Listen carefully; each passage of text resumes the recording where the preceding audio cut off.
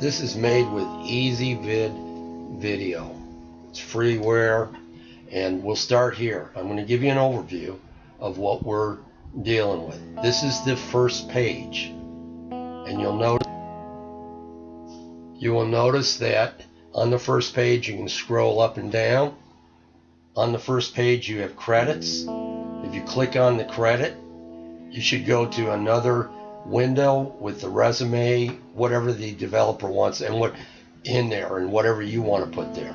So, and it should appear on a different window, not in the same window that you started.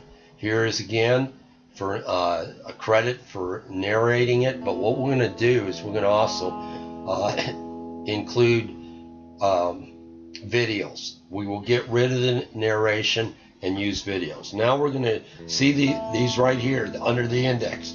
You want to see those. So we're going to go to the first one. This is a sign up. So we'll go ahead and type in a user ID, a password,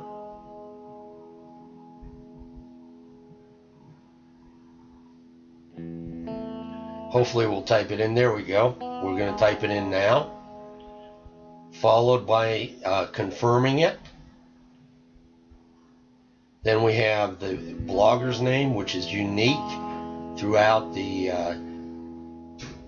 system because it'll be identified. They'll use it when they're blogging. Then you don't have to have a address. It's not required. We'll spell it right here. And then city, that is a required field, and we'll need that. And then, okay, so we're going to type in a city name, Santa Fe, and that's in New Mexico, so we'll have to go down and find New Mexico. And then we go ahead and put in the zip code, which is required. This will help us to create ballots for the voter. County, that's required because you'll have some county elections. Okay, we're going to scroll down now, and we're going to finish filling it in. Birth year, we'll put that in there, and it's 1980. Then you don't have to put the dollar amount. It's not required for yearly income, but we'll go ahead and we're going to put in 4,000. Then we come in here and we say we're a union member, and we're a constitutional party, we're socialism, we're Christian. Whoops, there it is. And then we'll go over here and we'll do type of Christian. Then we'll get the number of years of education, more than a master's. Married, yeah, we'll just leave that alone. And now we'll populate the family.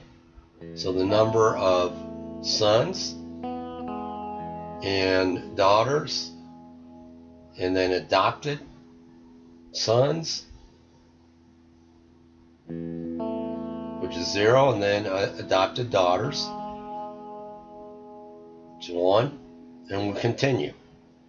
Populate the number of grandchildren, or grandsons in this case. This is 3, and I think it's 4 for 4, and then number of granddaughters. And then we'll have others, which would probably be 0. And then we got military service. So they can go ahead and put in this case, we don't have any military service, so we didn't put it in there. We rent a house, so we don't have a mortgage, and we're in District 2. Then we press sign up.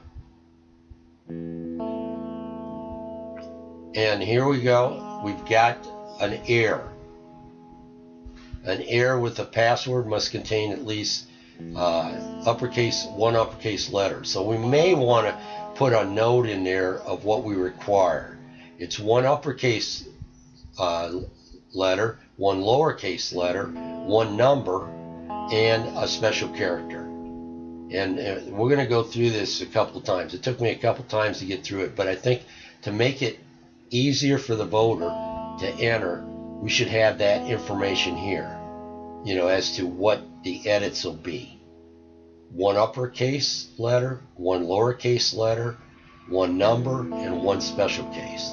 Now you'll notice I'll go through this scenario a couple of times and I don't do a very good job. I'll try to sign in. No, there you go. Now I don't have the passwords are not the same. They got to be the same. So we'll try it again.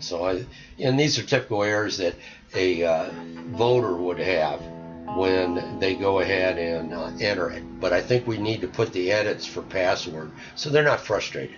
They know exactly what they got. So right here, we're going to put tell them what they need. All right, we'll try to sign in again. Okay, this time passwords must have a lowercase letter. This is getting kind of tiring here. But we'll continue and we'll go through and change it here, and we'll change it for both of them. Now, in the code, I want this passwords encrypted. I used MD5, but maybe there's a better way. I'm going to leave that up to you, but it must be encrypted. In other words, if I go to the database, I don't know what the guy's password is. And that also applies to when they're accessing a database. And in that case, we need the password encrypted in the code somehow. So when people go there, they're not going to be able to get to our databases, and they won't know the passwords for anything because they'll be all encrypted. But you figure out how to do that. Okay, now we'll try to do it, sign in again. Now notice we have an error here. Now I fixed it. I stopped this error, and basically what it was is I didn't have the right database for it. Now I fixed it, and then now notice you've got everything's in there, and I want you to notice that this popped up right here. These now are what the voter can get into. Some of them aren't there, and they're over here, also popped up over here. So we got two places. Redundancy is good in presentation for the voter. Okay, now we went over to video priorities.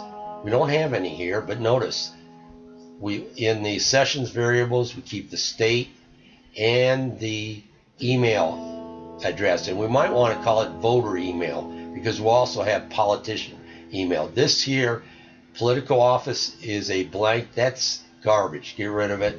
We won't need it. But you've written this program. This is just an example. So now we're going to go here and we're going to select an office. Well, we're going to select presidential, I think. Let's see if we can find it here.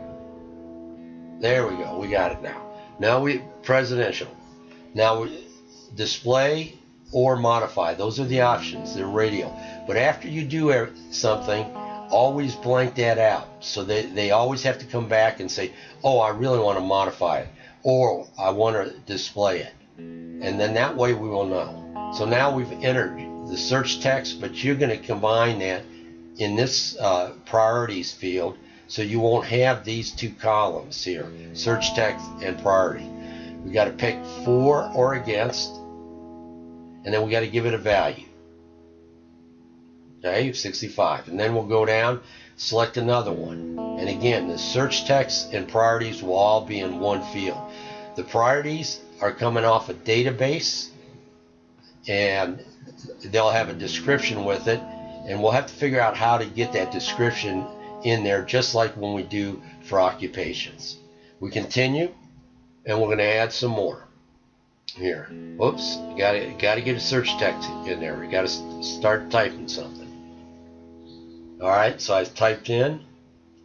All right, so I'm going to come over here and I'm going to select, what are we at? Foreign military aid. I'm against that, and too much military in the world anyway, and we'll put that as at 30. Then we come down here and we're going to submit it. And we get, it says a message. Now it's over here, select, display, or modify. It should be more in the middle. Now we're going to come in and show you some of the errors or edits that you're going to have to code for. Okay, we select another one, priority. This time we forget to put for or against, and we're going to come here and try to submit it. Bam, there's nothing. It says select either for or against.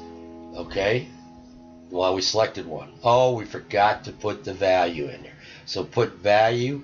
It must be 1 or greater. So we'll put 25. Now we can go ahead and submit it.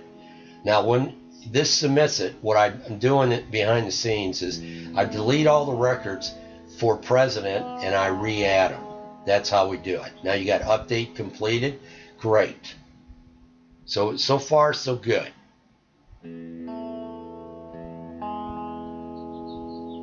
Now we're going to continue, and I'm not sure exactly what we're going to do here. Let's see. I clicked display, I submitted it, and notice it comes back there, and it reorganizes in descending sequence and in alphabetical sequence. So if they have the same values, 25 and 25 here, the A appears first, followed by the other one. Now we're going to come in here and we deleted one. And you delete it by putting it over there. I'm going to check all. Oops, can't find it. Go on up there. All right, let's just wait a little bit. I'm not sure exactly what I'm doing here. Okay.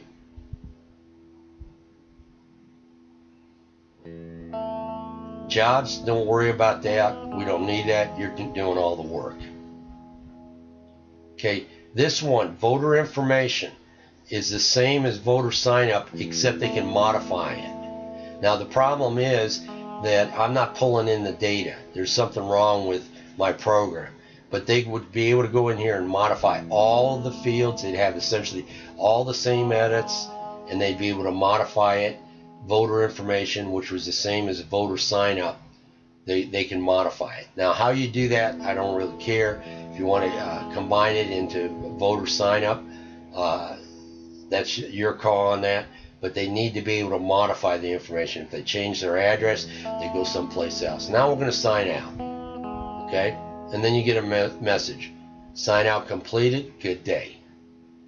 Now we come back. Now after they do a sign out, notice they don't have any options because they haven't signed in. Okay, we're going to sign in now. Okay. And then we're going to put the password in.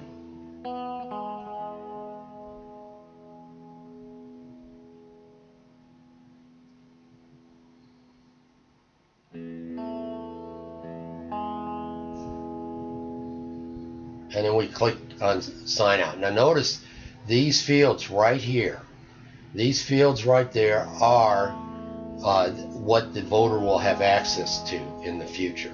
We'll close it. We don't want to save it. And they come in here. Now there's a problem over here. Please check this out because it should have home, sign up, sign in, and jobs, and it doesn't. So there's a problem. You can figure that out. Okay, now they've got all these different options. They come in here. Okay, we're coming in here. We're displaying, and now we're going to come in here and let's see, what are we going to do? We're going to check all because we want priorities for all political offices. We'll check display. Come down here and submit it, and bam, it's not there, which is good. We knew it wasn't there.